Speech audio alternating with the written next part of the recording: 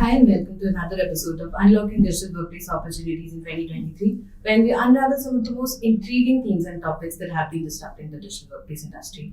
Today, I, Tanvi, a senior analyst with the firm, I am joined by Nitish, who is a partner with the firm and carries an experience of over a decade of working in the industry. And together, we'll be giving geographical nuances to the whole digital workplace industry, wherein we'll be talking about the North American and European markets. So, Nitish, when it comes to the North American market, we see that this market is kind of advanced, has sort of advanced maturity and has higher propensity to attract and invest in advanced workplace offerings. And I think that is the reason why we see that close to 40 to 50% of the revenue comes from the North American market. So, what are the kind of trends that you have been seeing in Europe when it comes to digital workplace services? Absolutely. So, Tanvi, first of all, thanks for having me here. I think you're right. I think, not dissimilar to broader IT services and tech services, North America constitutes a higher percentage of the market. We see that in the workplace market as well. And we see two specific things from a European standpoint. One, I think there is a little bit of a catch-up owing to pent-up demand in the pandemic that Europe's still exhibiting in workplace. So it's a fairly growth-driven market. Europe again is not one unified geography. There are various fragments like the dark market, UKI, Benelux. So they all are growing at a slightly different pace. But we see a one-time catch-up, and secondly, some element of the distributed workforce post-pandemic where people are still working in hybrid models, trying to socialize that. The other thing we see is in some markets or some areas, Europe leads North America and the world. For example, ESG and sustainability.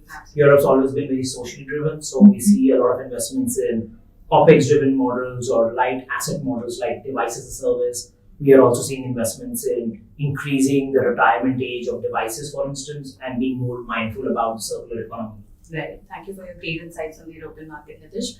So, very recently, we published a report on Enterprise Pulse where we're trying to track the whole enterprise sentiments across North America and Europe.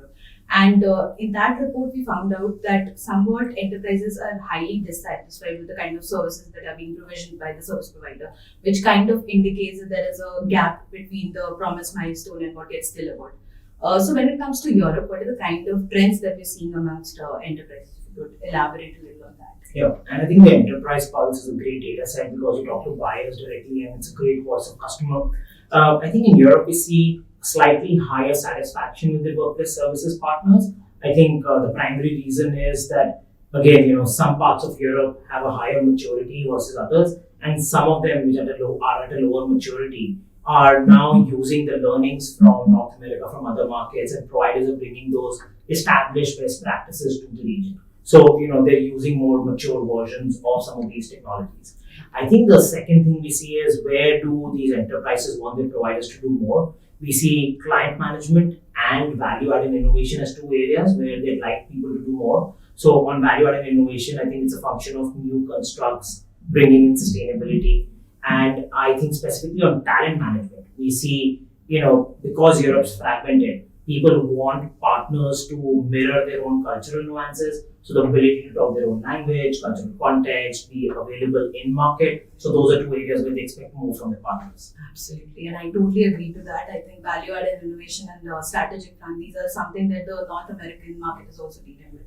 So thanks a lot, Nitish, for your time. I think this was wonderful interacting with you today. And thanks a lot for your insights.